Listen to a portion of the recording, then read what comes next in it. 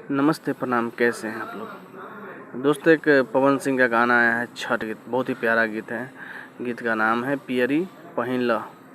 जिस गाने को गाए हैं पावर स्टार पवन सिंह और शिवान सिंह। इस गाने को लिखे हैं विनय बिहारी जी ने, बहुत ही प्यारा गीतकार है। और इसका संगीत दिए हैं प्रियांशु सिंह। बहुत ही प्यारा सॉन्ग है जो कल सुबह रिलीज़ हो रहा है। माँ अम्मा फिल्म्स भक्ति के चैनल से रिलीज़ हो रहा है। कल सुबह 6:30 बजे रिलीज़ होगा। इस चैनल से आप लोग जाके इस गाने को सुन सकते हैं। और बहुत ही प्यारा सॉन्ग है जो पवन सिंह के आवाज़ से और शिवान सिंह के आवाज़ से आ रही है। और कल सुबह यानी 6:30 बजे इस गाने को रिलीज़ कर दिया जाएगा। माँ अम्मा फिल्म्स जो भक्ति चैनल है उस चैनल से रिलीज़ किया जाएगा।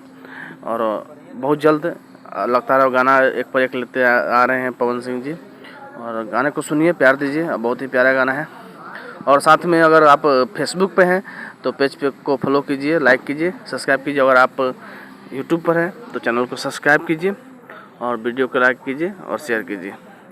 और दोस्तों अपने दोस्तों में शेयर करके दोस्तों अब भी नई अपडेट लेके आ रहे हैं आप लोग के बीच लगातार।